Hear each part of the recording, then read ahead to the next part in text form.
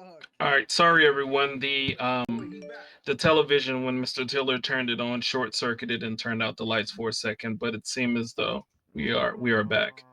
So Mr. Tiller, if you could not turn on the television, we wouldn't want to short circuit again. Understood, Your Honor. All right, you Are we can ready? Okay. you can proceed. Instead of in lieu of showing the actual clips, would you please utilize the Don't make me timestamps? use this on you, bruh. No You issue, just Your want Honor. to touch me, Chris. It's okay. Your Honor, Exhibit A captures the moment Captain Guy Jackson threatens and shoots, or at the time, Officer Johnson. At timestamp 1 minute and 56 seconds, a verbal exchange begins. Captain Jackson is seen escalating the conversation as Officer Johnson is attempting to talk about issues he has seen and knows in the PD. Once it hits 2 minutes and 12 seconds, you will see Captain Jackson issues criminal threats. To be specific, felony criminal threats. Captain Jackson threatens Officer Johnson by saying, "I'm going to shoot you if you don't shut the bleep up," as he stands up from his chair and unholsters his firearm. Please keep in mind while this is happening, the other command members in the room are standing around. At 2 minutes and 37 seconds, Officer Johnson states intent to press charges. Officer Johnson, after having his life threatened, expresses intent to press charges and begins to approach to cuff the now suspect known as Captain Jackson for the criminal threats issued inside the meeting room. At 2 minutes and 43 seconds, there's a discharge of a firearm. While Officer Johnson goes to place the captain in cuffs, Captain Jackson uses the already withdrawn pistol and shoots Officer Johnson in the head, who is now bleeding from the head on the floor. 2 minutes and 44 seconds, continued discharge of firearm. Officer Lowry, who was standing behind the interaction, unholsters his firearm and then neutralizes the now threat in the meeting room, known as Captain Jackson. That should cover everything for Exhibit A, Your Honor.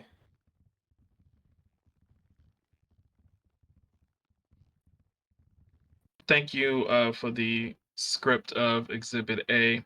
Would the gentleman with the taco mask please take the mask off?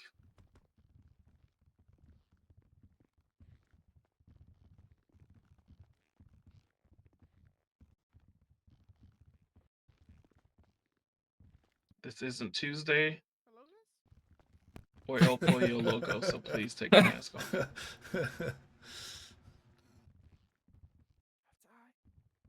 I will say, Your Honor, he is making me hungry. Indeed. While they handled that, Mr. Tiller, you can proceed. Your Honor, can the state cross that, examine that piece of evidence? Your Honor, can the state cross-examine that piece of evidence? You conduct an inquiry into the evidence? Yes, please, Your Honor. Sure, go ahead.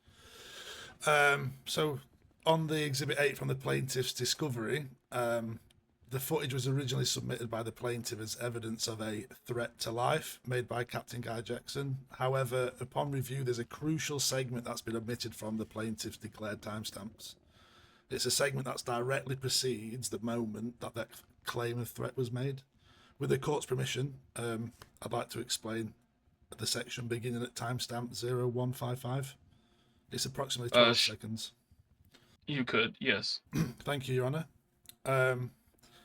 So just before that comment is made, you would hear the words of Officer Dwayne Johnson directed towards the commanding officer, Captain Guy Jackson. The plaintiff can be heard saying, "Shut your mouth, shut your F-word mouth to me, N-word, when I'm talking. Shut the F up.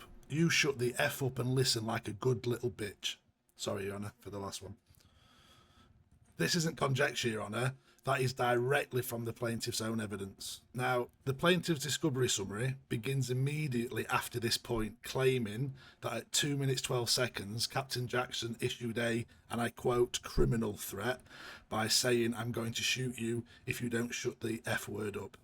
However, if you view in full context, the sequence of events clearly show that the plaintiff was the initial aggressor, provoking the captain with targeted, vulgar and racially charged language.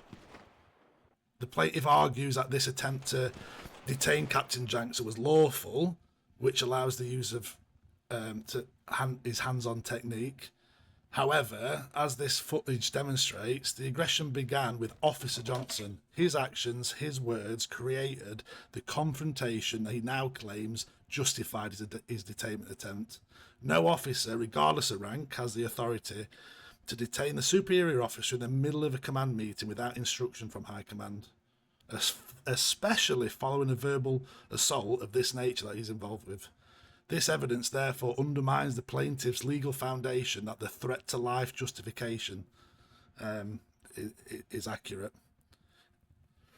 It demonstrates gross insubordination, unprofessional conduct, and provocation by former Officer Johnson, not lawful or justified action under departmental policy, Your Honour. Understood, Mr. Tiller. Yes, Your Honor. I do understand. My client did say some very harsh things. Not once did he threaten the captain. Throughout the LSPD, every officer is trained to de-escalate. Especially the higher ranking you go, the more expected you are to be able to de-escalate a situation. My client did use extremely vulgar language. There's no arguing that. There's no denying that. That did not give the captain the right to threaten the individual's life. Same as when a suspect on the streets goes around and yells at PD. We all know what happens, even though none of us condone it. That officer does not then threaten to kill or to harm that suspect. Just because my client did say some extremely vulgar things and very harsh things, did not give the right to the captain to do what he did, which is the beginning of what this whole situation was. So to make sure, go ahead. Sorry, I do believe, Your Honor, the claim that being cursed at by another individual, giving somebody the claim of somebody swearing and cursing at one individual, then kind of using that as a way to undermine what the actions of Captain Jackson did, is a little outrageous, Your Honor.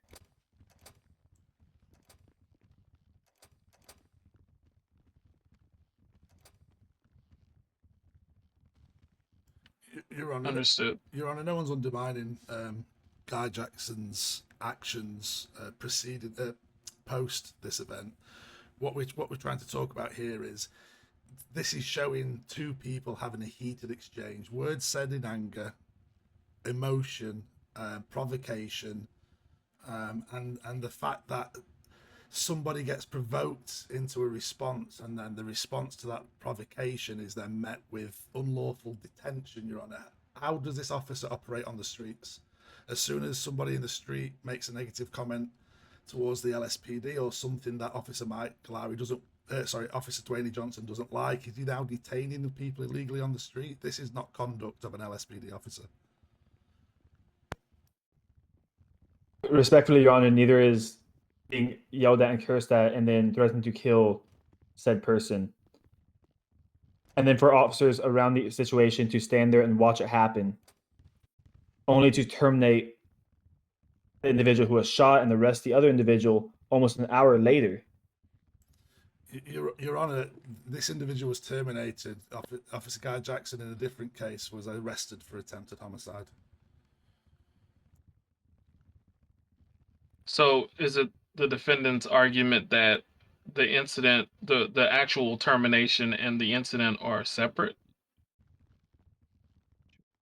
It's the defence's argument, Your Honour, that while the plaintiff states that quite loosely that he had a threat of life, if we could show the video, it is an emotionally charged, rash, not thought through response to provocation from a junior subordinate who is making remarks of vulgar, targeted, and at times, Your Honour, it comes across as racially charged.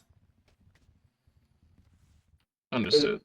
Your Honor, respectfully, that was a captain. The remarks were made to that a captain is expected to stay calm and be able to handle situations. At the same time, the captain did not just verbally say he was going to do it. I apologize. The split second after he said what he said, he stood up and withdrew the firearm, showing intent to follow along with the promise he made to shoot the officer. Understood. You can proceed, Mr. Tiller. That covers the majority of what I have for Exhibit A, Your Honor. You want to move along to Exhibit B. Okay. Exhibit B is just going to be covering the exchange of what happened in terms of the termination of Officer Johnson at the time, coming from Officer Lowry's body cam. Starting at 12 seconds, Assistant Chief Griffin arrives in the hallway, calling for Mike Lowry and Dwayne Johnson to come with him and speak with them. At 18 seconds, Officer Maverick informs his coworkers to make sure their body cams are on and running. 40 seconds in, both Officer Lowry and Officer Johnson request a lawyer, to which Assistant Chief Griffin says, "Get the lawyer to the officers." Following along further exchange, at 49 seconds, Assistant Chief Griffin places Officer Lowry in cuffs. 1 minute in, arguments between Officer Lowry and Assistant Chief continue. And at a minute 37, Assistant Chief Griffin continues to talk down on Officer Lowry, to which other officers state he can't talk to him like that, referencing the professionalism expected from all officers, especially high command. Exhibit B shows Assistant Chief Griffin handcuffing and firing Officer Johnson within the hour after the exchange, without a written notice, without a review board, or any of the progressive disciplinary steps required under Exhibit D, which we will go along here in a little bit. The same footage captures Assistant Chief Griffin's hostility and mocking tone, which, while yes, Officer Johnson was providing the same thing back, one would expect a higher ranking officer to be able to have a little more self-control. That retaliation in action is not professionalism. Highlights would include when Officer Griffin requests a lawyer, and Assistant Chief Griffin just yells, "Get a lawyer," to the officer being placed in handcuffs. Another highlight would be no paperwork or process, and then connecting to Exhibit D, which again we will follow along later.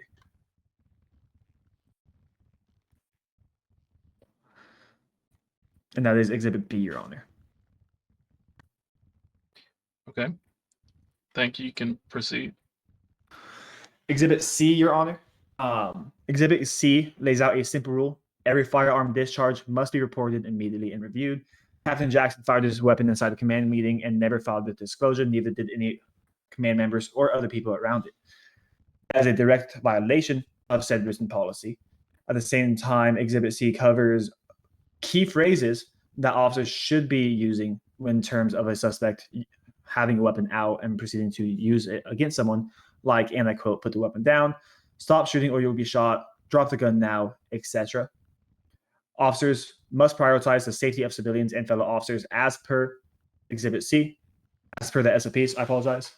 This did not happen. There was nothing the command members did at all until the exchange was done. They just stood there and then proceeded to fire the officer for his actions later on. That is Exhibit C, Your Honor. Okay. You can proceed. Exhibit D, Your Honor, covers the disciplinary procedures, specifically 400.3. Exhibit D kind of details the progressive disciplinary process. In terms of an officer being fired or in trouble, there needs to come verbal warnings, written strikes, a review board, and only then termination as per the SOPs. Officer Johnson received none of these. There's no paperwork, no review, no due process, just cuffs and a dismissal. This makes the termination unlawful even by the LSPD's own book.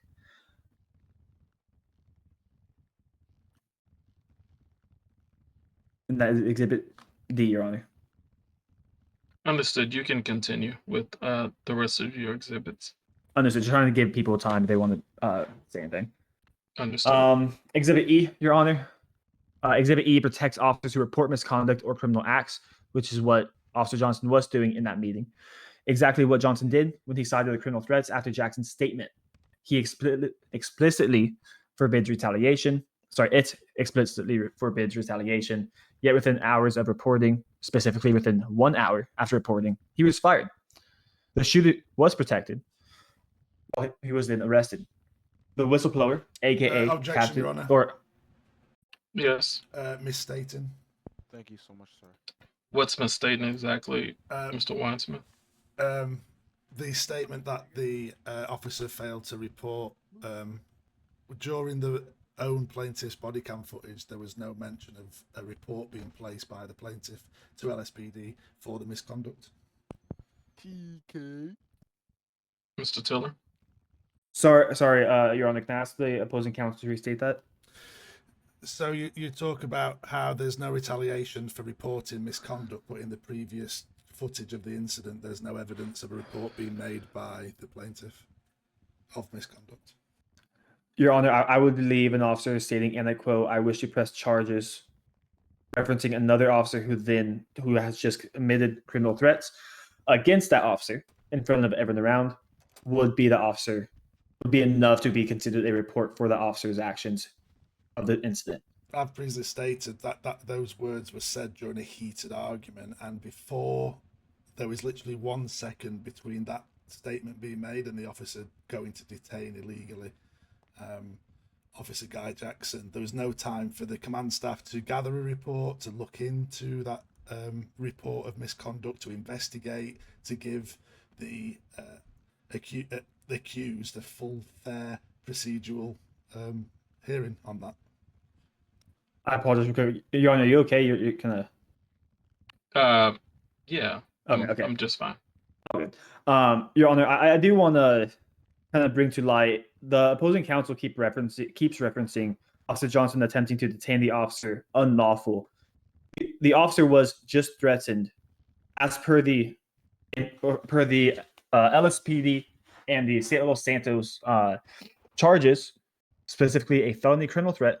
He had an individual, whether it's an officer or not, threaten his life with a weapon, and then proceeded to pull out the weapon. Objection, Your Honor, but we're not talking about that part. We're discussing currently the part around the officer being retaliated against for reporting misconduct, which you state was a statement of, "I want to press charges," before attempting to detain somebody without letting command staff follow their procedure and making an investigation into that matter.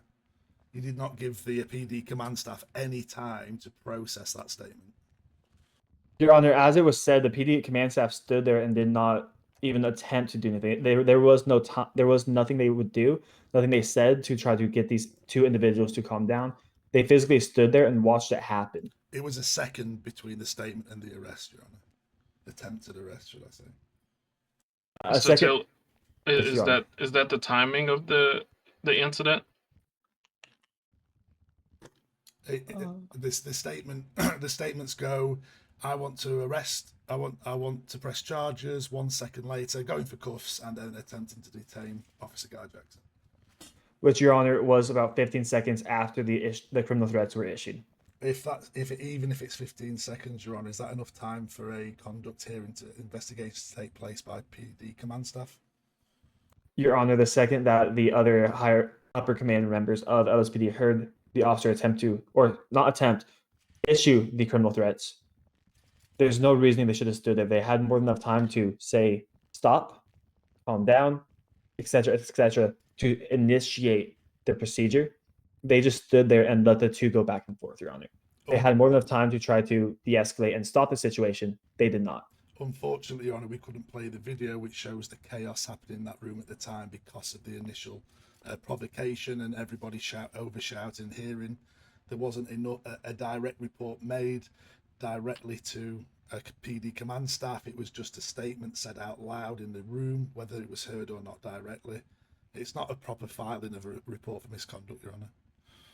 So part of my legal inquiry into both arguments is, Mr. Tiller, you're suggesting that the whistleblower complaint starts at the point when the officer is attempting to or alluding to the fact that he would like to press charges. Is that what you're saying? Your Honor, the whistleblower complaint also alludes to the prior discussion they were having beforehand on why Officer Johnson was even standing up and discussing the issues he was seeing, which was what initiated the exchange between him and Captain Jackson. Okay, so Mr. Winesmith, again, I'm still seeking clarity here, so I am soliciting some of the information that I need here. But you're saying, even so, from the time of the statement that the plaintiff is saying is a whistleblower omission, there's 15 seconds from your take that this argument then turns into what we'll call a scene with the command staff and said officer. Is that right? Correct, Your Honor. So the question would be, is 15 seconds enough time to assess a situation and make a formal decision? So is it 15 seconds that I'm making a statement that this person should be arrested, 15 seconds later there's a weapon pulled here on this particular scene?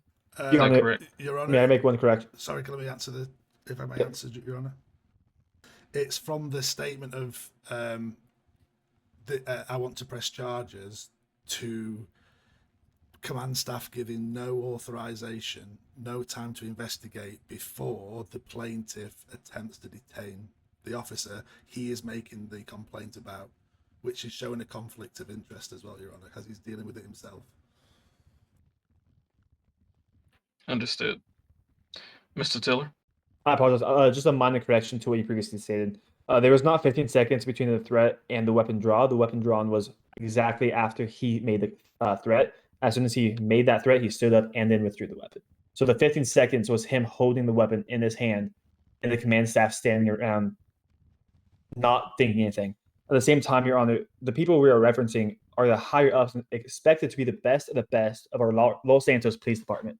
If it takes more than 15 seconds for them to see a threat and say, hey, I should do something about it, I think that is another issue, Your Honor. At the same time, it shouldn't take that long for anybody of any rank, in my opinion, especially higher command, to see a threat and stand there. Your Honor, what the plaintiff's misstating is when the officer withdrew his weapon or not, he moved away from the situation and actually went and stood behind the chief, showing no aggression, no more arguing behaviour after that statement, and 15 seconds is not an allowable time for an investigation to take place, nor is it 15 seconds for somebody to understand the situation with the chaos that the plaintiff caused by his provocation. Your Honor, I do encourage you to I do ask honestly that we do take a quick recess and you can review the body cam on the tablet if the TV is not working, just so you do have an understanding. The officer did not go up and stand behind his assistant chief. He stood in front of the officer that he threatened. At the same time, making a criminal threat and pulling out the weapon that you threatened to use is an act of aggression, Your Honor. Understood. I will make note of the timestamp and review as part of my overall case review. Thank you, Your Honor. You can proceed, Mr. Tiller. Thank you, Your Honor. This will be moving on to Exhibit F. Exhibit F covers the chain of command and accountability within the Los Santos Police Department SOPs. Exhibit F says command staff must model accountability and take immediate action on misconduct. It took 47 minutes passed before Captain Jackson was arrested for the discharge of his firearm on the fellow officer. That delay, combined with the firing of the victim, shows total disregard for the chain of command policy and the situation at hand. I do believe, Your Honor, that the only reason that he was fired was because the situation was getting too much traction for them to sweep under the rug, Your Honor. If I may cross-examine that evidence, Your Honor. Proceed. In the plaintiff's own words, the command hierarchy was not followed because actions were not taken. Previous statement around not allowing PD command staff to make an investigation and decision before detaining a superior officer also shows a failure to follow proper hierarchy within the LSPD, Your Honor. Your Honor, there is a complete distinction that comes from 15 seconds of we were talking about previously to 47 minutes to make an arrest on a crime they have witnessed, and not just themselves, Your Honor. Well, a large amount of officers have physically witnessed in the room, in front of other cadets, other probationary officers of all rankings, witnessed it, and nothing proceeded. The high command objection. Officer Guy Jackson's not on trial here, Your Honor. So I would ask for relevance to the 47 minutes to take to arrest Officer Guy Jackson. Your Honor, the I apologize, Your Honor. The 47 minutes is relevant because it shows the hesitancy the command took in terms of this whole situation. The fact that Officer Johnson was terminated before the Captain Jackson was arrested shows the whole issue of the situation, Your Honor. Interesting. So, Mr. Tiller, it's your argument that, and this is from my understanding, it's your argument that the 47-minute time frame that it took to arrest Officer Jackson is a sort of a statutory limit in terms of a litmus test, if you will, of when Officer Johnson should have been handled or at least afforded the same amount of time. Is that your argument? Yes, Your Honor. Noted. Mr. Wansmith? Nothing further, Your Honour, on this. We'll bring up it in the defence's own evidence. Thank you. And Your Honor, that would conclude the evidence I have. Understood. And in your intention, is there a witness at all, or have we officially omitted the entire witness list? We have omitted the entire witness list, Your Honor. Understood. All right. So are you resting your case? Yes, Your Honor, I apologize. Understood. I rest my case. Thank you, Mr. Wansmith. You can proceed. Thank you, Your Honour. Bubba, come fuck with a real nigga.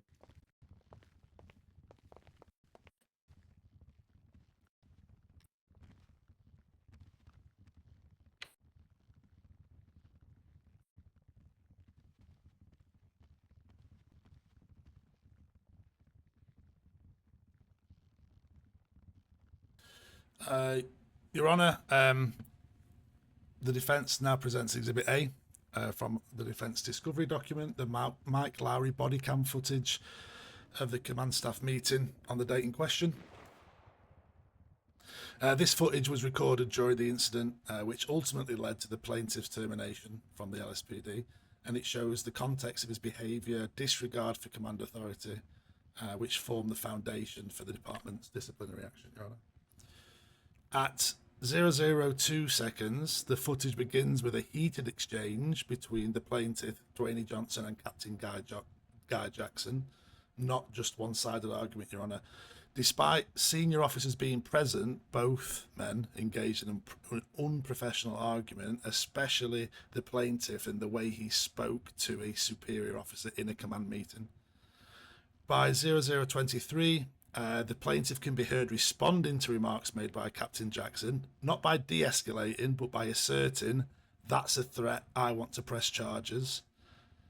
Between 0023 and 0026, 3 seconds, Your Honour, the plaintiff declares, "I'm going for cuffs," and proceeds to move towards Captain Jackson, attempting to detain him in front of the department leadership, not allowing enough investigatory time by the PD command staff to assess and understand this sensitive situation. At 0028 seconds, the plaintiff makes physical contact, reaching towards the captain. The situation rapidly escalates, leading to the discharge event that is subject to separate proceedings. The footage ends with clear evidence of a breakdown in discipline and command structure. Your Honour, this footage is not presented to relitigate the shooting itself. That's for another court. But it is presented to show the cause for the department's administrative actions.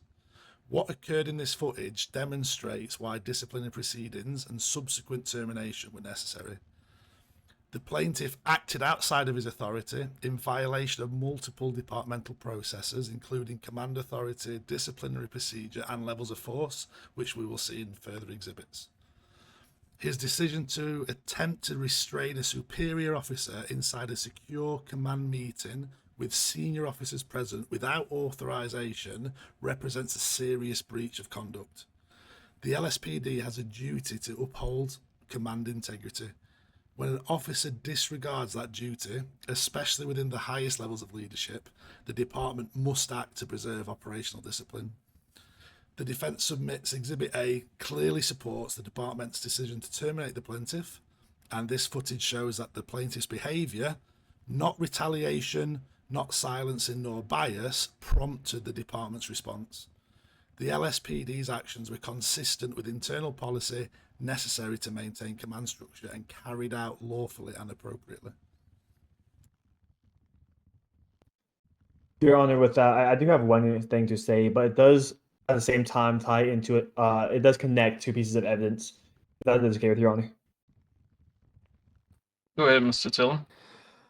Your Honor, nobody is saying that there should not have been some kind of punishment or some kind of some type of action taken for the way that Officer Johnson was talking. At the same time, the LSPD has their disciplinary procedures and their SOPs on their proper steps and how they should conduct themselves. They did not do this, Your Honor. If they were doing that, if Officer Johnson was terminated based on what he was saying, they would have followed the disciplinary procedures and followed the proper steps that they themselves have written and approved of for their department. This is not so. They did not do this, Your Honor. Your Honor, this will be discussed in further exhibits. Understood. You can proceed, Mr. Wadsmith. Thank you, Your Honor. The defence presents Exhibit B, body camera footage recording of the plaintiff's termination conducted by Assistant Chief Peter Griffin. The footage captures the exchange from the moment the plaintiff was instructed. Excuse me, Your Honor, may I just take a drink 1 second?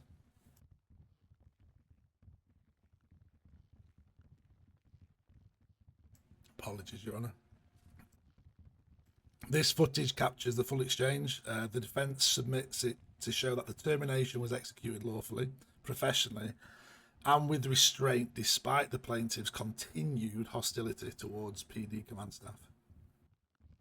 At 003 seconds, Assistant Chief Griffin issues a clear order: Officer Johnson, drop your department issued equipment. When Johnson questions that instruction at 5 seconds, the Chief Griffin calmly replies, because she's getting fired. At 27 seconds, Griffin explains that the department will not tolerate disrespect towards fellow officers. At 32 seconds, the plaintiff shouts, "I'll disrespect the F word" out of Assistant Chief Trump, refusing to comply with the dropping the equipment order still. 30 seconds later. Between 32 seconds and 35 seconds, due to continued refusal, the plaintiff is briefly detained, so his issued gear can be removed safely and not used outside of the LSPD as per their policies. At 41 seconds, the plaintiff mocks Assistant Chief Griffin, saying that everybody thinks he is a expletive cop. At 48 seconds, the plaintiff boasts, "I love getting people fired," which implies a pattern of retaliation, Your Honour. At 56 seconds, Griffin asks if Johnson believes he's acting alone. Johnson continues to argue. This just shows that this decision wasn't made by Assistant Chief. It was an order directly from the Chief to carry out that termination. At 59 seconds, Johnson states, "You've got one power in your life," escalating the confrontation. At 1 minute 5 seconds, he adds, "You're being a F-word weirdo." At 1 minute 14 seconds, he makes a personal remark about Griffin's former partner. Despite this, Griffin maintains composure. At 1 minute and 35 seconds to 1 minute and 36 seconds, Assistant Chief Griffin reasserts authority by stating, "You're not going to disrespect our people. The search and gear removal are completed and the officers removed from detainment." At 2 minutes and 6 seconds, the plaintiff mutters, "If we're going to get weird, I'll get weird," which again often shows attempts for retaliation. At 2 minutes and 20 seconds, Griffin clarifies that he was ordered to carry out the termination, confirming that it was procedural, not personal. At 2 minutes and 34 seconds to 3 minutes and 10 seconds, Griffin processes Officer Mike Lowry's equipment and directs former Officer Johnson to leave. At 3 minutes and 23 seconds, nearly a full minute later, when Johnson exit, he turns and calls Griffin, and I quote, a fat neck before leaving the LSPD. Your Honour, this recording illustrates the department's actions in a volatile moment. The plaintiff's own words and actions demonstrate open defiance, verbal abuse towards senior command, and a refusal to obey lawful orders. Assistant Chief Griffin issued a lawful command, retrieved department property for safety, and completes the termination without aggression. The brief restraint seen in this footage was not punitive. It was a safety measure permitted under departmental policy to secure issued weapons and equipment before termination. The video also directly refutes the plaintiff's claim of wrongful termination or hostile work environment. It shows a pattern of disrespect, insubordination that no law enforcement agency could tolerate. The defence submits Exhibit B conclusively that the LSPD acted lawfully, professionally, and out of necessity, not retaliation. The plaintiff's conduct during his termination justified the department's decision. His dismissal was the result of his own actions, not bias or misconduct by the LSPD. Your Honor, the defense is offering this footage not to prove any procedural fact about the termination. It's to imply the officer's temperament and personality justified his firing. That is the improper use of character evidence. The issue before the court is whether the termination followed proper procedure and whether it was retaliatory or not. Whether Officer Johnson was polite, emotional, or frustrated in the moment. The relevant facts about the termination come from the department's own SOPs, which we'll cover throughout as the opposing counsel continues. Showing this body cam for character inference is unduly prejudicial. I apologize. Big word. Prejudicial. Mr. Thank Tiller, let me say this. Your own claim is that a hostile work environment was present, correct? The entire claim, Your Honor, is the hostile work environment came from the department's command team. Okay. That's where it initiated. Sorry, Your Honour. If I may respond. Go ahead. We're not character assassinating former officer Dwayne Johnson, Your Honour. What we're doing here is showing the conduct of that former officer and the reasons why, as a professional police officer shouldn't be acting in that regard, the termination happened. This is about the reasons for termination based on professionalism and conduct, not about an individual character. Understood. I'm still inclined to loosely hear the argument, but I think it is directly related to the situation. So, Mr. Tiller, I'm going to overrule that and allow the interpretation. Understood, Your Honor.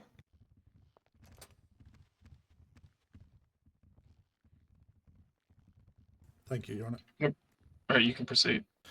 Your Honour, the defence submits Exhibit C, the official LSPD Policy 102 Chain of Command and Authority. This policy defines how officers are to operate within the department's command hierarchy and how to address unethical or unlawful orders. For the benefit of the court, Your Honour, I will read the policy exactly as it's written. Policy 102.1, adherence to chain of command. All officers must respect and follow the chain of command to ensure efficient operations and clear communication. Commands from superior officers should be carried out unless they are illegal or unethical. 102.2, reporting and addressing unethical orders. If an officer believes a command is unethical or unlawful, they're encouraged to report this to the appropriate authority within the department.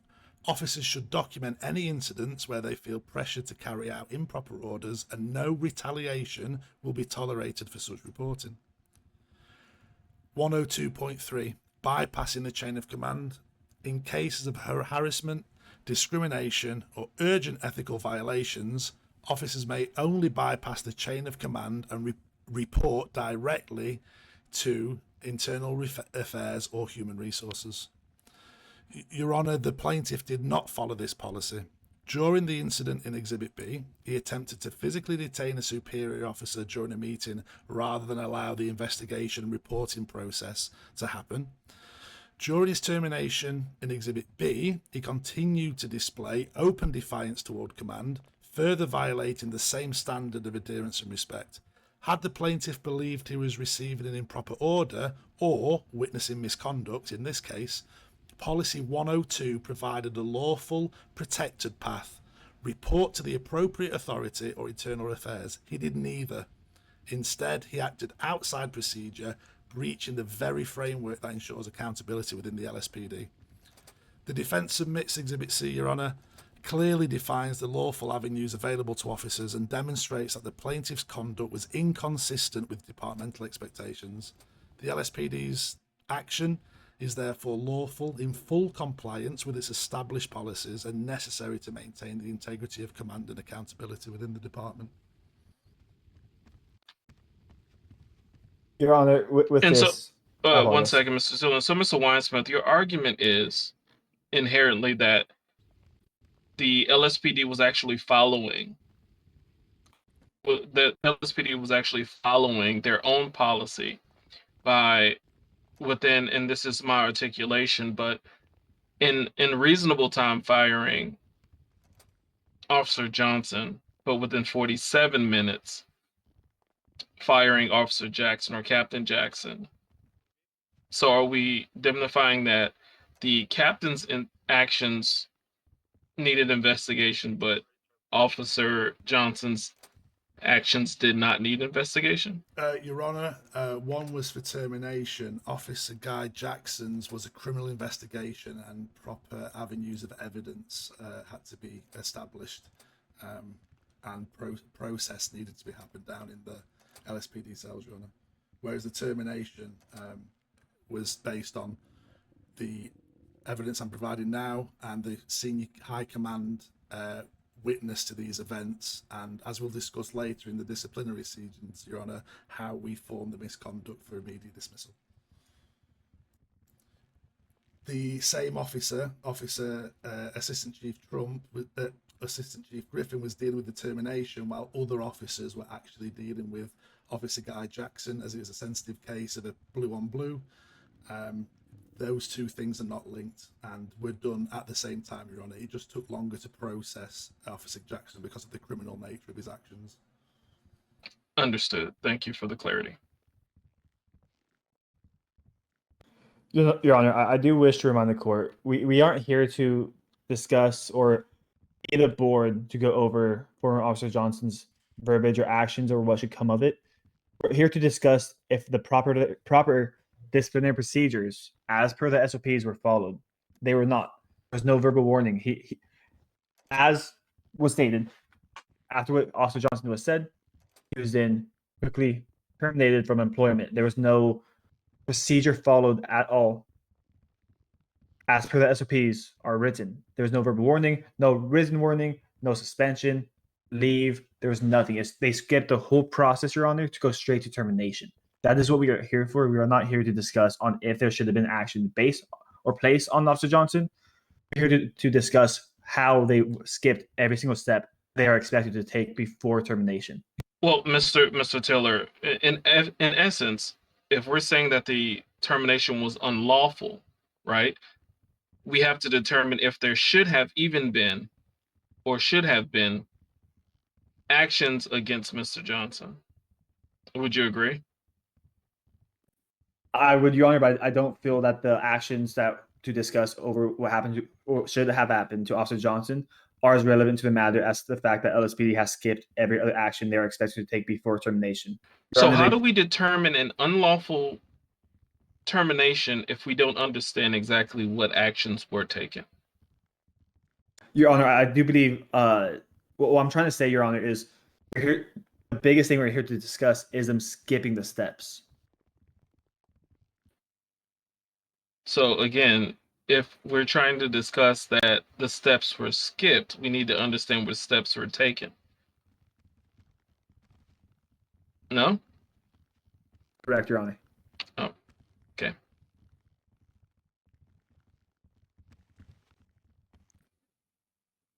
Please continue, Mr. Tiller. Mr. Winesmith, I'm sorry. Thank you, Your Honour. And on that point, the defence would now like to submit Exhibit D, which is the official LSPD policy 400.3 disciplinary procedures. The policy outlines department's structured and progressive disciplinary process for addressing violations or policy of SOPs. I'll read the relevant information as it's written. Policy 403, disciplinary procedures. Termination, gross misconduct or repeated severe violations leading to the accumulation of 3 strikes will result in termination, subject to a formal review by High Command.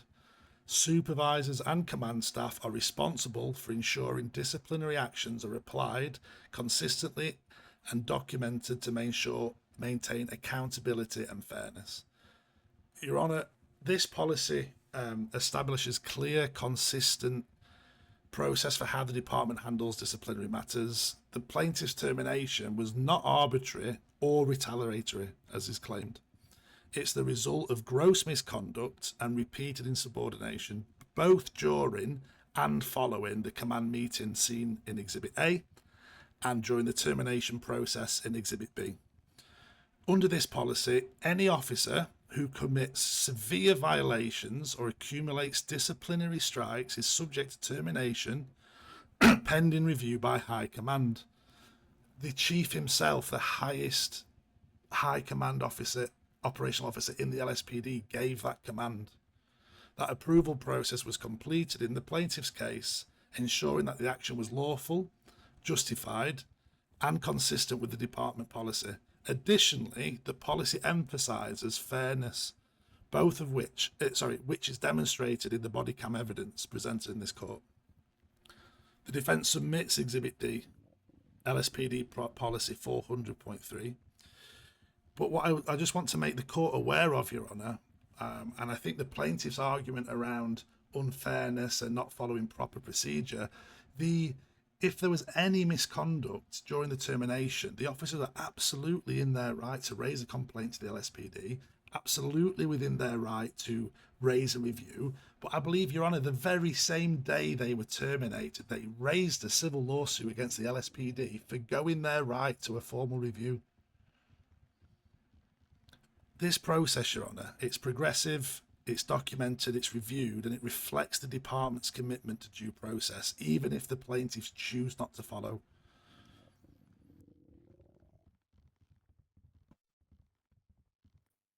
Mr. Wiseman, just a point of clarity for me. So we're saying that the process should occur post termination? We're saying that the determination happened, but if that termination, the plaintiff could have appealed, could have raised a report, but chose to raise a civil lawsuit within the same day, Your Honour, and not file for a review, not file a complaint, and not file for any type of misconduct of their termination. It went straight to civil lawsuit, Your Honour. Understood, but could it be reasonable to say that in the effect that if I am terminated immediately from employment, that I can do both parallel, seek remediation in terms of employment, and file a civil matter? I believe that's correct, Your Honour. However, the plaintiff has not done so and only gone down the civil lawsuit, not made a complaint for a review by the LSPD. But that's under the presumption that that's based on gross misconduct, correct? Correct, Your Honour. Understood.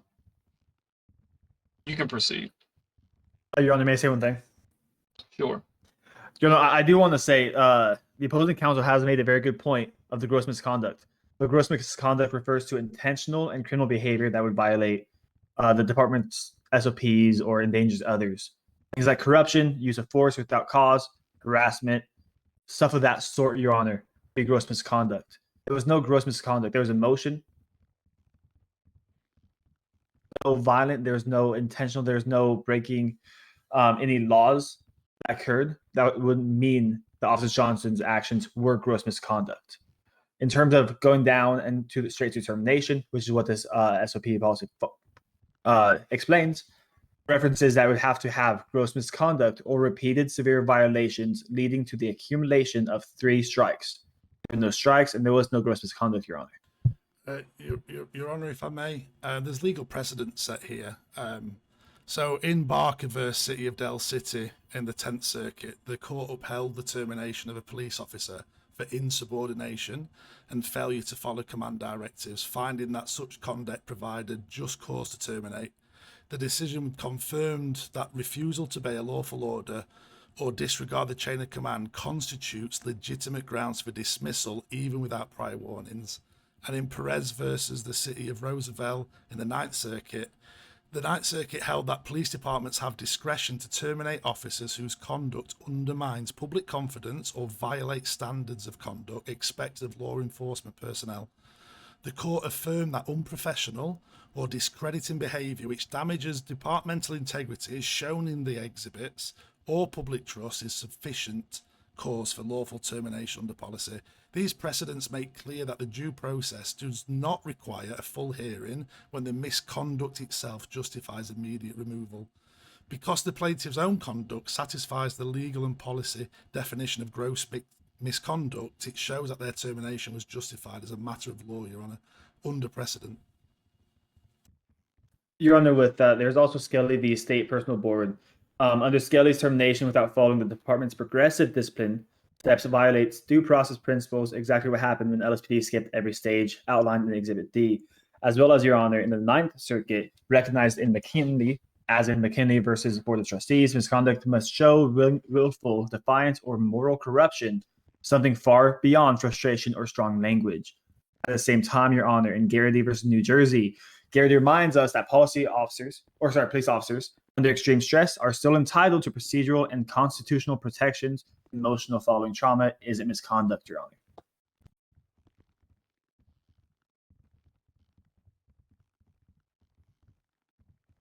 Honor. You're referring to McKinley versus the Board of Governors from 2012, correct? Can you repeat that, Your Honor? You're referring to McKinley versus Board of Governors from 2012, correct? It would be McKinley versus Board of Trustees in the 9th Circuit, 1983. So there's legally there's declaring precedent that has overset that case.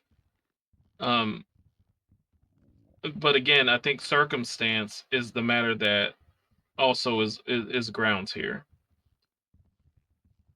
But you can continue, Mr. Wansmith. Thank you, Your Honour.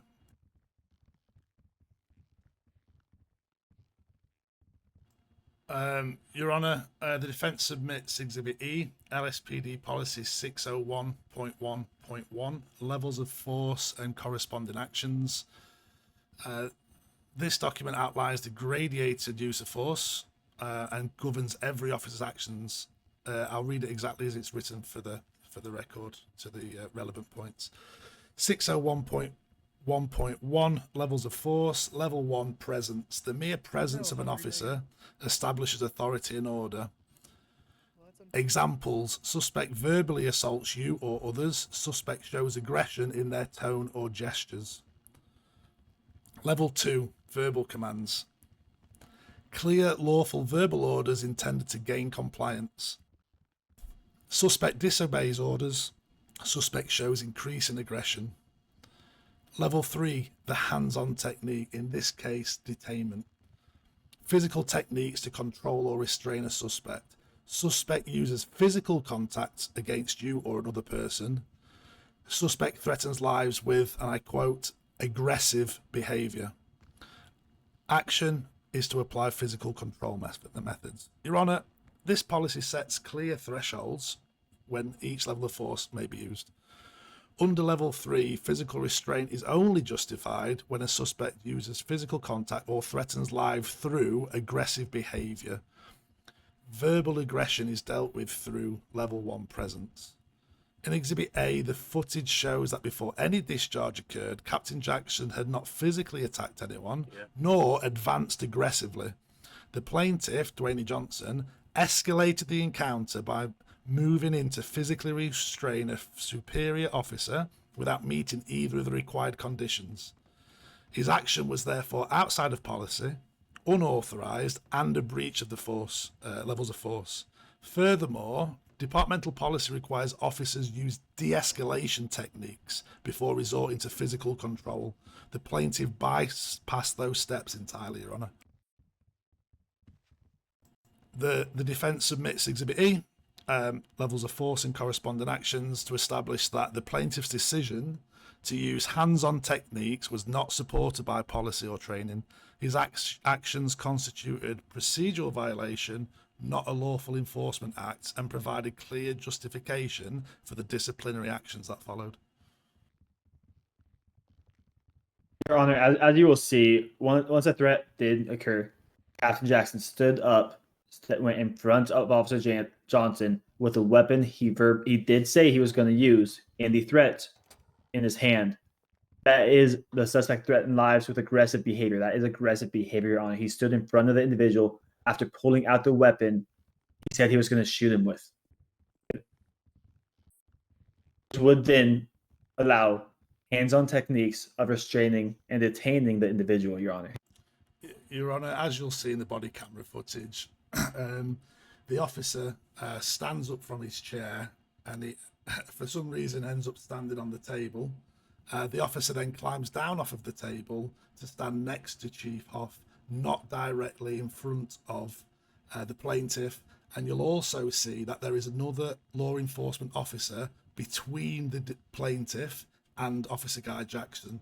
That's not Guy Jackson standing directly in front of the plaintiff, nor approaching the plaintiff in any type of demeanour, Your Honour. On the regardless of if there's an individual in between the two during the altercation, Captain Jackson still stood up and withdrew the weapon that he said he was going to shoot Officer Johnson with. That is aggressive behavior by nature.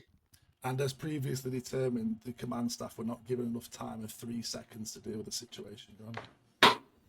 Your Honor, is 15 seconds, but I do not wish to argue that anymore. Understood. The inquiry is noted. And for clarity, the time frame from the incident to Officer Johnson's termination, what is the time frame there?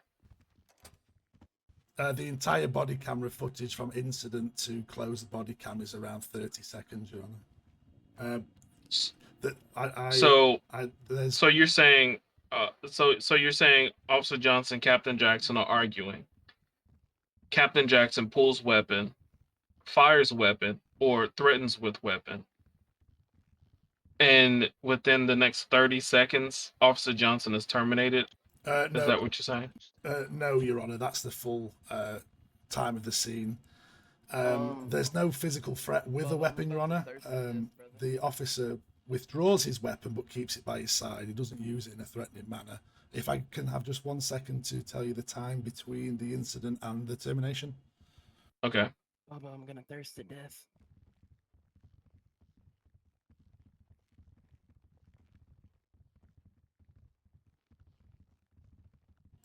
Your Honour, there's 34 minutes in between the provocation by Officer Dwayne Johnson and the termination thing.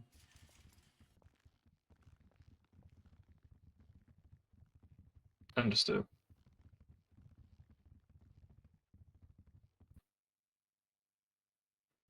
All right, you can proceed, Mr. Winesmith. Thank you, Your Honour. The state would like to call Chief Jack Hoff to the stand. All right, Mr. Chief Hoff, would you please come up?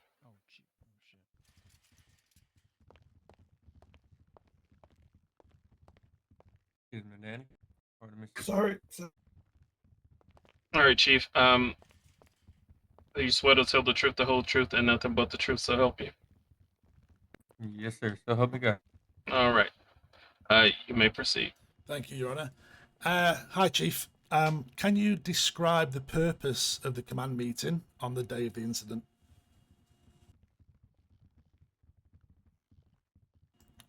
Yes, sir. So, the meeting was really convened to discuss operational and personal issues within the department. Can I ask what those operational issues were for the reason of the meeting? Real quick, can I remind the person on stand to Excuse make me, sure they're Order, that's, shouting, please? Uh, Your Honor, Say that again, Mr. Tiller.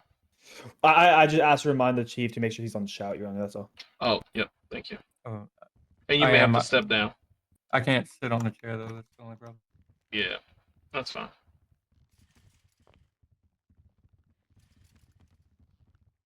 All right, Should I we come can down here? continue.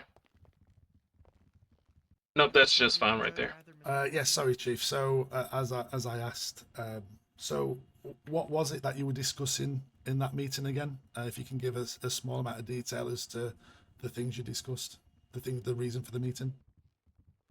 So the reason for the meeting was mainly for there was altercations beforehand regarding you know uniforms and conduct, and ultimately Guy Jackson was informing some officers of proper uniform, and then that led to people not listening and then arguing in our emails, I believe, and then so that's whenever I decided to host the meeting. Thank you, Chief. Who were the officers that were subject to the uniform standards and conduct actions?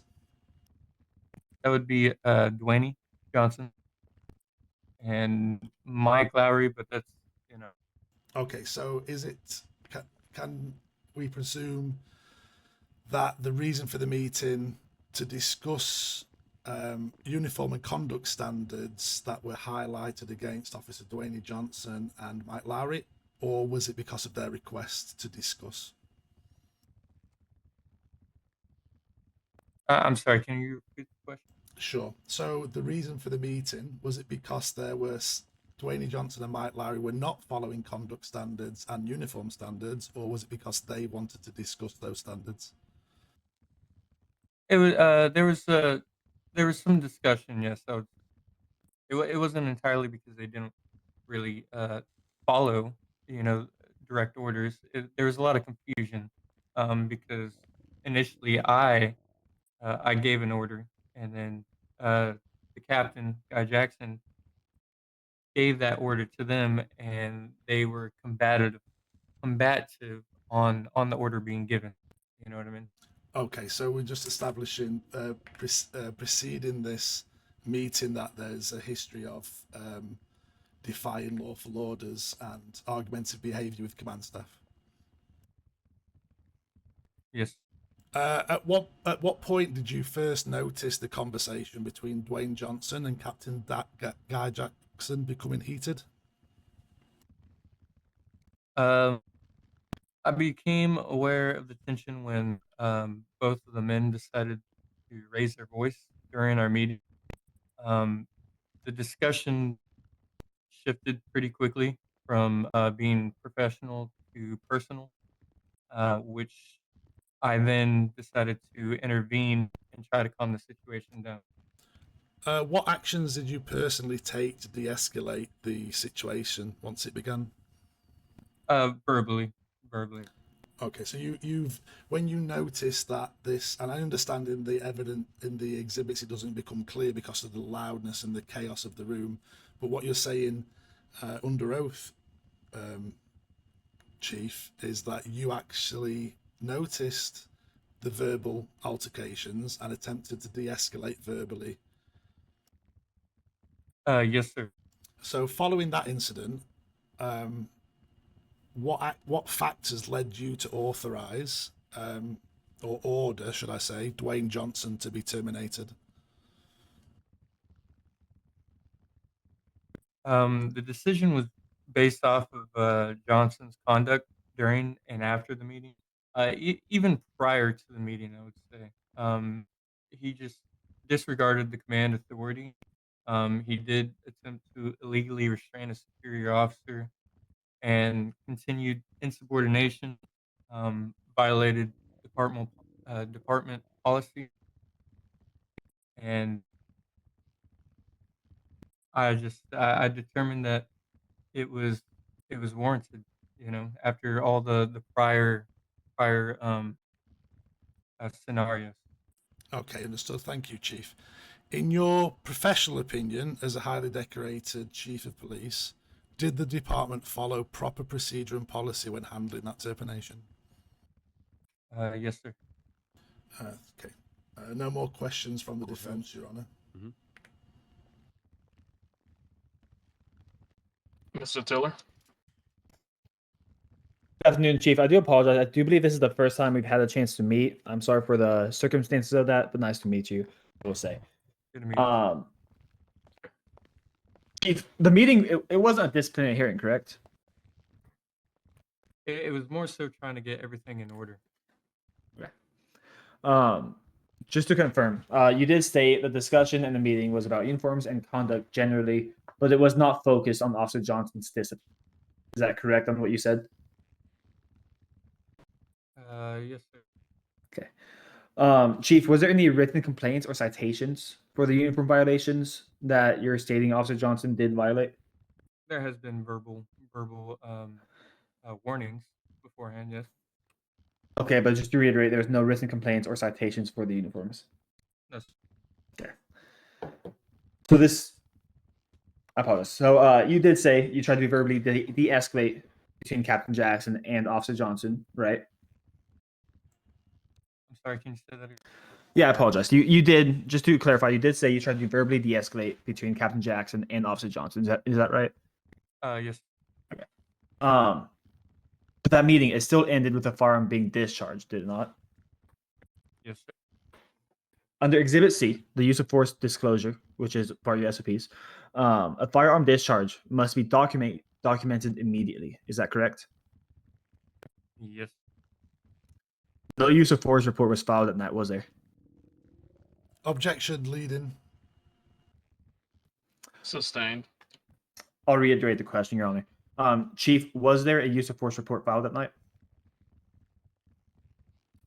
Yes, I believe there was. So you're saying it would be under the case. Guy Jackson, he was charged criminally. That would be under that case in itself. just to confirm, Chief, you're saying under oath that there was a use of force report filed for Captain Jackson shooting one of your officers. If he was charged for it, you know what I mean? Like if Guy Jackson was charged, which he was, that's in the report for firing a firearm. Num, num, num. Chief, you did testify. You followed proper procedure for the termination. Is that correct? Yes, sir. Exhibit D, your department's disciplinary procedures requires a verbal warning, a written strike, and a review board before termination. Does it? Is that correct? Yes, sir. Chief, were there any of those steps taken for Officer Johnson? Not for misconduct. What is it? I forget the terminology. Mass misconduct is terms for immediate dismissal.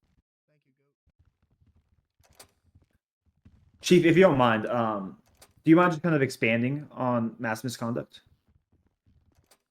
This could be a gross misconduct, really, is what it is. But it could be multiple situations all happening at once. You know what I mean? As I said before, we've had previous issues beforehand. We've had verbal warnings.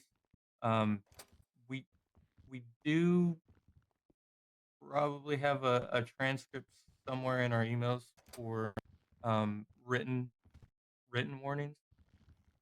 But everything's like whenever you have multiple, we just that's whenever all this wasn't based off of just this scenario. You know, it is all of the scenarios beforehand leading up to this one, and this one was pretty much the final straw. Yeah, I am kind of curious on saying that he was terminated off of actions and his conduct beforehand, And you did already confirm that there is a procedure that is expected to be followed in terms of Objection. the- Ask and answer, Your Honor. Sustained. I'm just curious, Chief. Why weren't the steps followed for the previous actions? Objection. Speculation, Your Honor. Your Honor, he did say that he had no written warnings or nothing that followed the procedure that they are expected to follow as they wrote it Your in Honor. terms of disciplinary action. Your Honor, with this, the LSPD followed gross misconduct, which shows immediate termination and allowing to bypass the disciplinary steps highlighted in that procedure, Your Honor. I'll say sustained on that, Mr. Tiller. Can you explain what your definition of gross misconduct is? Gross misconduct would be not following orders, not respecting command authority. It's just gross misconduct is constant misconduct. You know what I mean? That's where I'm at.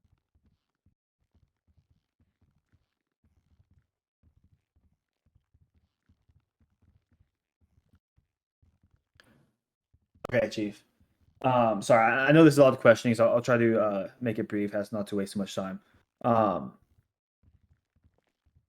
Just to verify, to prove a pattern in your cases, there must be records, complaints, and written warnings. Is that correct? I'm sorry, can you repeat that? Yeah. So, by your definition, Chief, it requires a pattern or ongoing behavior, not a single incident. Objection, Your Honor. Ask For and gross answer. misconduct. The witnesses discussed about this policy and what was taken by the LSPD at the time. Your Honor, the intent is to prove a pattern, there must be a record of some kind. There is no record, Your Honor. Your Honor, the termination was under gross misconduct, which is terms for immediate termination, does not require a pattern for the illegal firing. Sorry, for the wrongful terminations complaint. It's in your own evidence, Mr. Tiller. Your Honor, this is taking the precedent that this is gross misconduct. The important of this line of questioning is to show that there was no gross misconduct. They are using gross misconduct to make a broad term to just clarify on why they terminated, or to use as to why they terminated. Your Honor, objection. It violates the court's prior order to this case and the limitation. It's using my witness as his own witness to insert evidence. That is absolutely sustained, Mr. Tiller. No more questions, Your Honor. No cross, Your Honor. We're finished with Chief Off. Thank you, Chief Off. You may step down. Your Honor, the defense calls Assistant Chief Trump to the stand. Assistant Chief Trump. Sure.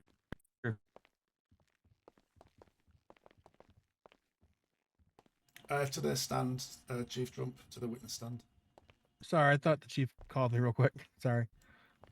I think he was making sure you got through the gate safely. Oh.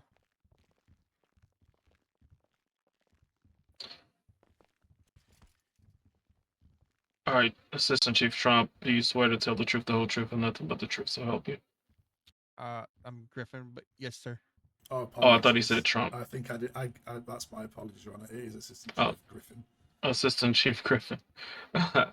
All right, do you swear to tell the truth, the whole truth, and nothing but the truth, so help you? Absolutely, sir. You can proceed, Mr. Winesmith. Thank you, Your Honor.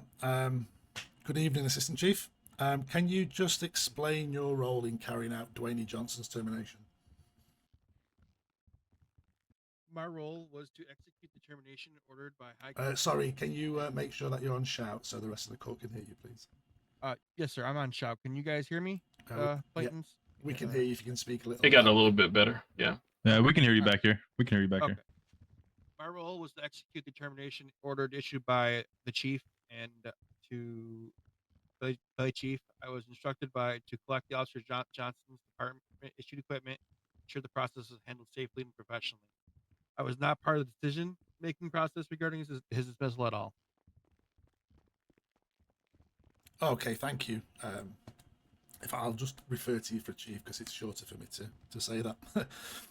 When you approached Officer Johnson to retrieve his issued equipment, what instructions did you give? I instructed Officer Johnson to place his department issue equipment on the ground so it could be collected as part of the termination procedure. The instruction was clear, calm, and consistent with the department policy. Okay, thank you. And how did former Officer Dwayne Johnson respond to those lawful instructions? He questioned the order immediately, refused to comply. He began using profanity and disrespectful language towards command and myself. Despite repeated attempts to keep the situation calm, he continued to argue and disregard the direct instruction. Okay, so during that process, did you or any command staff use force beyond what was necessary to safely remove equipment? No, sir.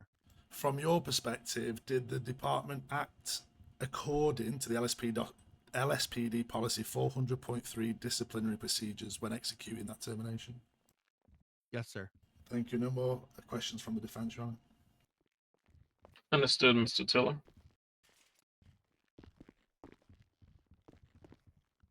How are you doing tonight, Assistant Chief? Good. How about you? Not bad.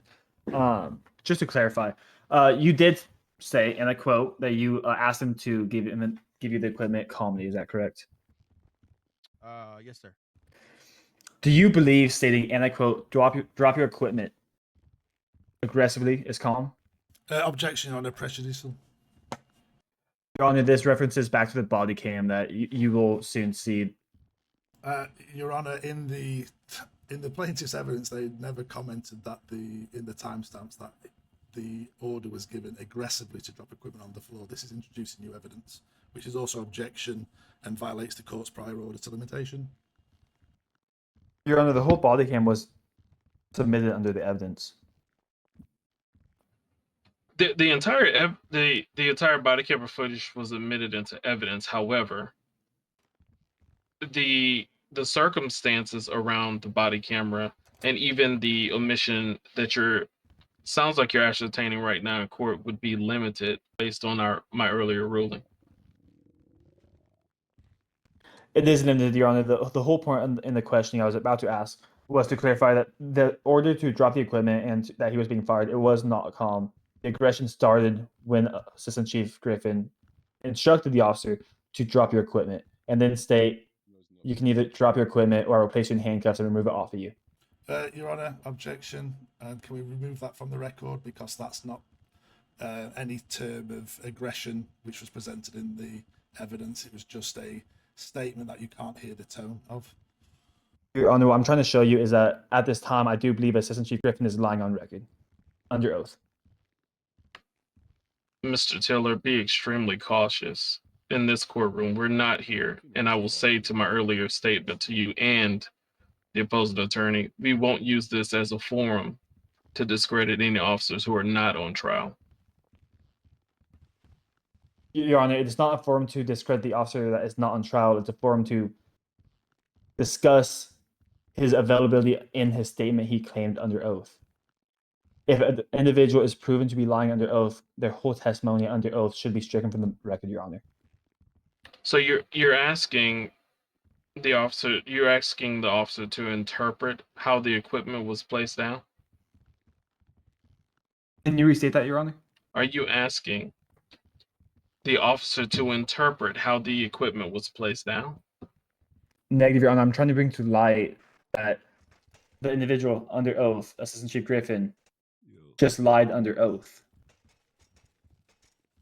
And what was the lie exactly? In the verbiage of what he said was he instructed them to place down their equipment calmly. That is a lie under oath, regardless of how small or large a lie is. It is still a lie under oath. Objection, Your Honor. That's open to interpretation of tone and how people's voices and things like that. That piece of evidence and that line of evidence was not entered in the timestamps by the opposing attorney, Your Honor. He's trying to introduce new timestamps and discussions around an exhibit which he did not introduce at the time.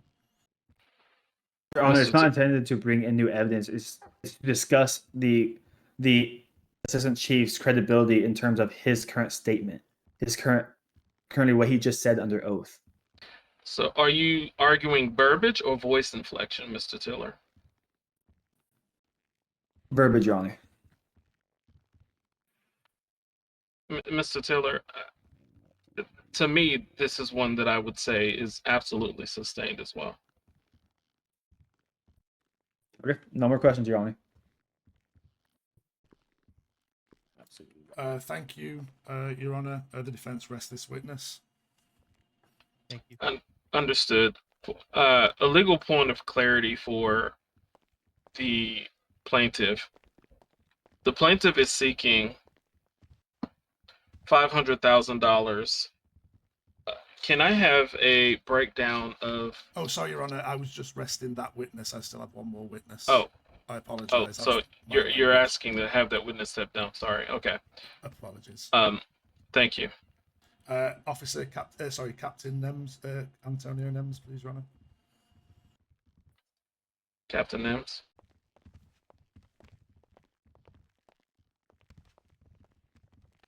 Captain Nims, do you swear to tell the truth, the whole truth, and nothing but the truth to help you? Yes, Your Honor. A witness. Okay, you can proceed. Thank you, Your Honor. Officer, thank you, Yeah. Your Honor. Captain Nems, were you present at the command staff meeting where the confrontation between Dwayne Johnson and Captain Jackson occurred? Yes.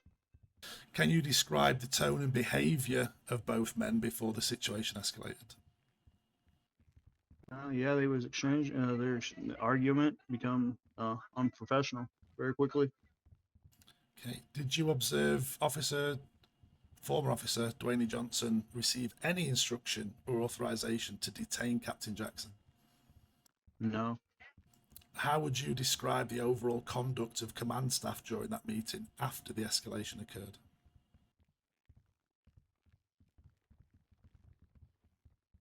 They remained professional. And that's in relation to Chief Hoff's attempt to de-escalate the situation. Yes. After witnessing the event, do you believe disciplinary review of Dwayne Johnson's conduct was necessary? Do you believe that?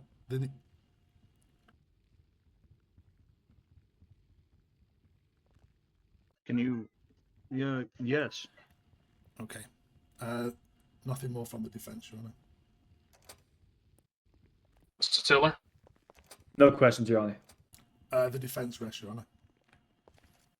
Understood. To my Captain Nims, you can step down. I'm sorry. Mr. Tiller, to the requested sum of $500,000, do you have an actual breakdown of the monies that are being requested? Do you mean in terms of like how much for what specific reasoning, Your Honor? Correct. I do, Your Honor. Yes. Okay, can I have that? Yeah. So it would be 150 for the lost wages and employment benefits. 125 in terms of emotional distress and harm. $100,000 for the reputational and career damage of former Officer Johnson. $75,000 in terms of the retaliation and constitutional violation, and then $50,000 for punitive and deterrent damages. Your Honor, can we strike from the record constitutional violation because that wasn't mentioned previously? That's fine, Your Honor. I'm not gonna. Yeah, that's fine. Understood. All right.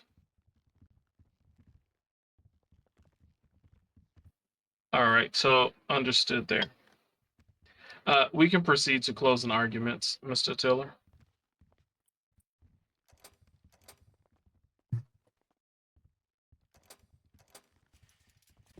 Chair.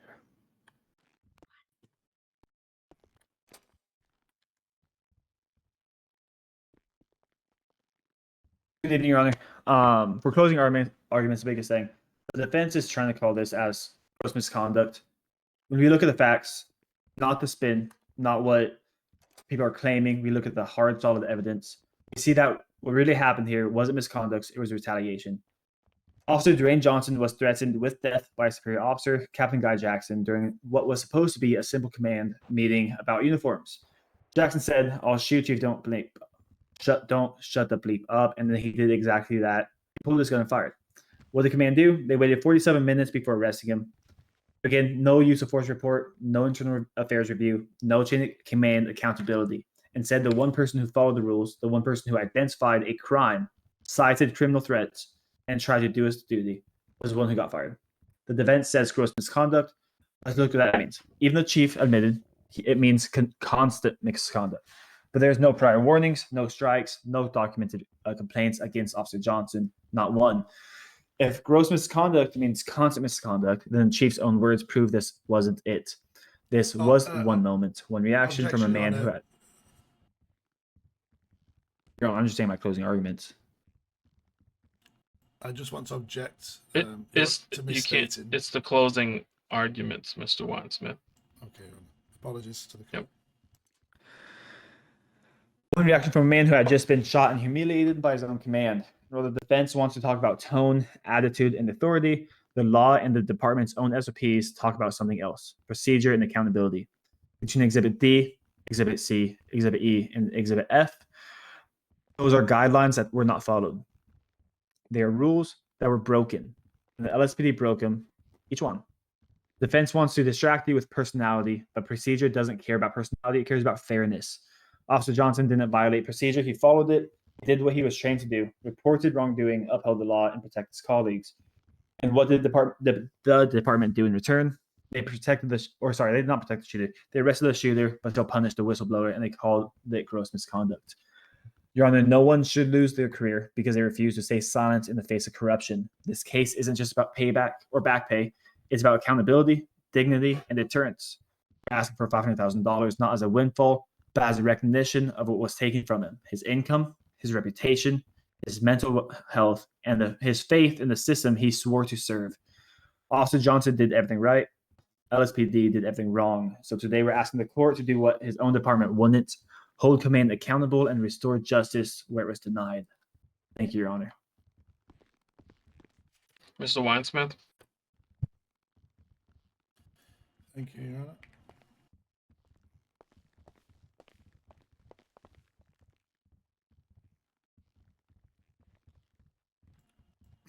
Your Honor, this case isn't about retaliation or trying to silence an officer. It's about upholding the structure and discipline that makes the LSPD function. The plaintiff, former Officer Dwayne Johnson, claims he was wrongfully terminated, but the evidence shows that his dismissal was not retaliation, it was responsibility. The department acted lawfully, proportionately, and exactly as its own written policies required. In Exhibit A, the body cam footage from the command staff meeting, we saw an officer abandon his duty and discipline.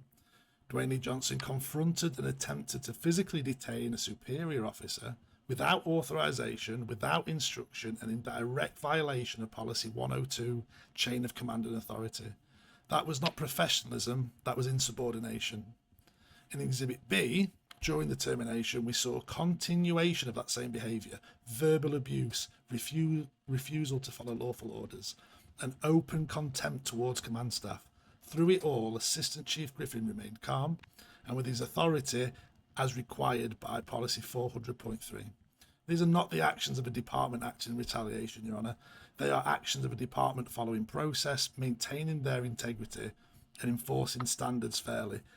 And there are previous reports, even though Chief Hoff couldn't recall the exact report names, there are written and verbal warnings against this officer on record.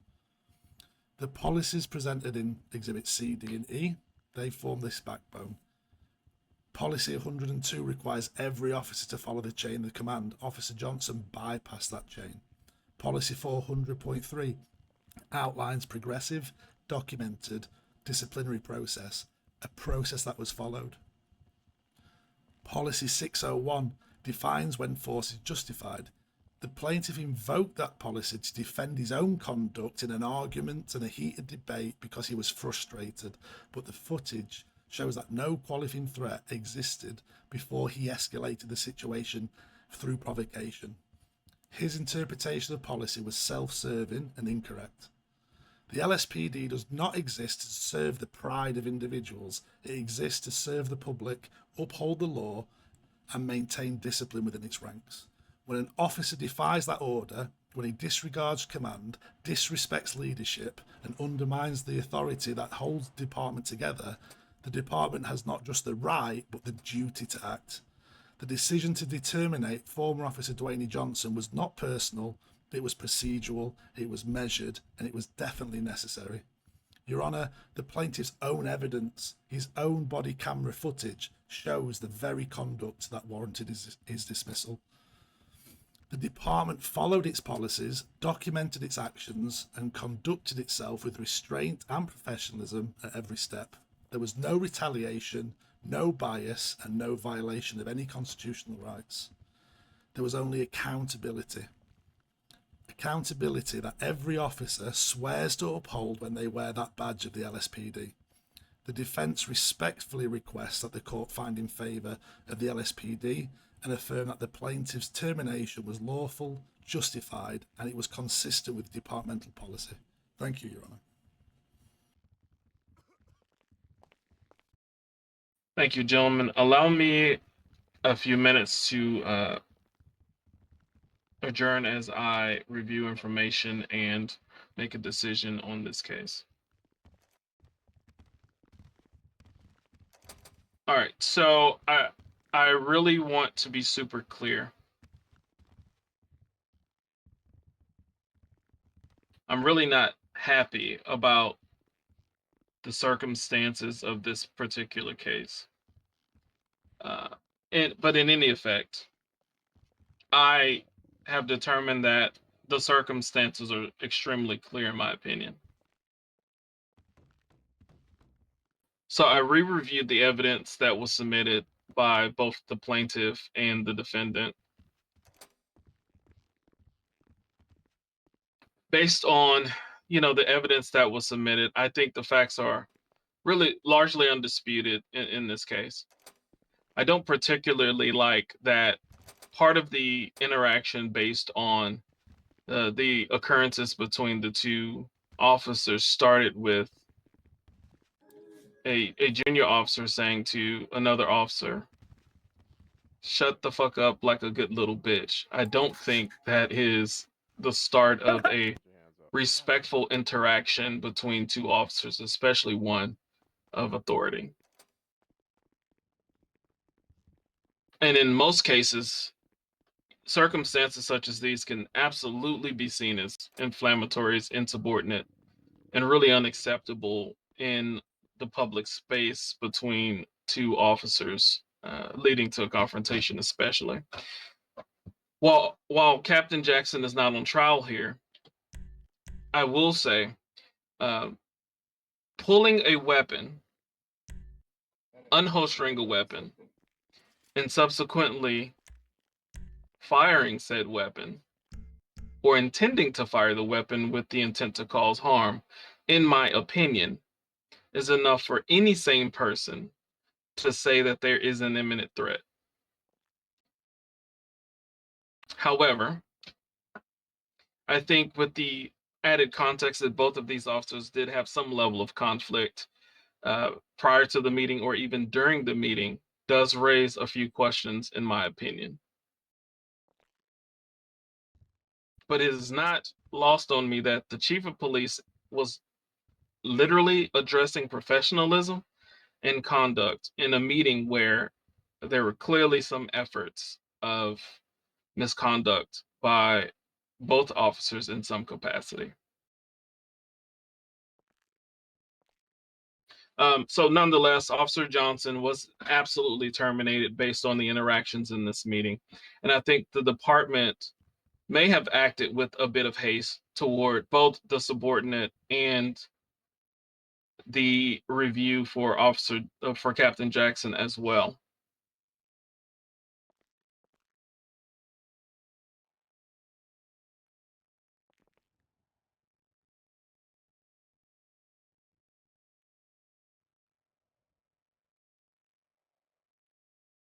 So let me be clear, Mr. Johnson, Officer Johnson, while those words were reprehensible, and I detest those type of words, especially toward authority, and in some instances may have even been overly charged toward another officer. It is lost on me that we did not do a standard review for gross misconduct, and I think in this case it would have needed to have been substantive in nature. However, I do agree with the chief's testimony that the egregiousness of Officer Johnson's behavior could have been deemed gross misconduct on a single action, um, but I still think it warrants a potential review.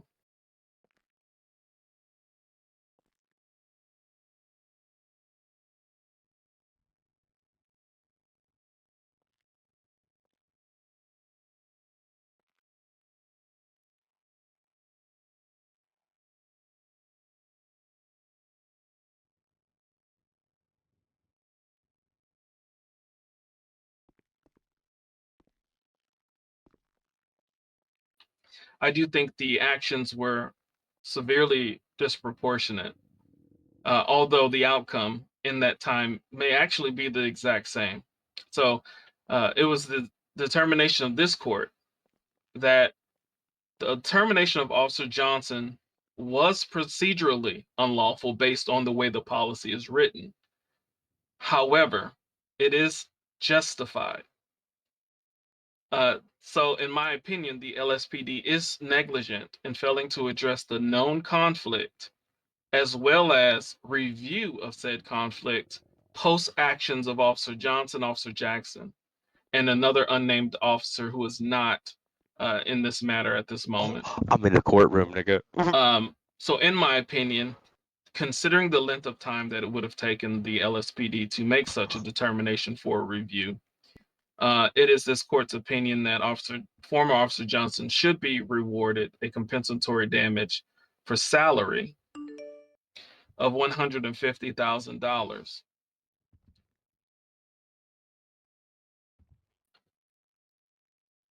In the opinion of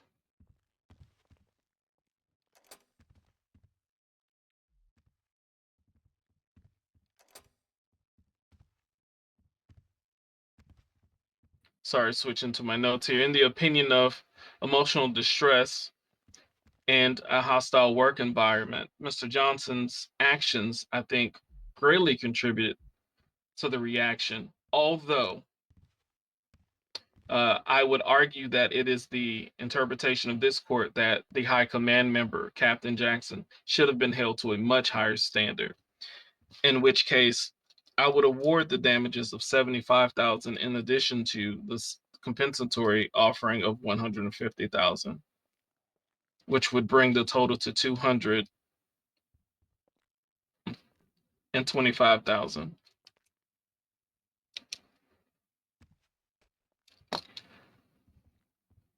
Review of determination of Officer Johnson is still upheld based on this court's view and justified, as Mr. Johnson drops. Oh, he passed out. Oh my god. No, I didn't. I had to. Very quick recap. Officer Nims will be rewarded $225,000.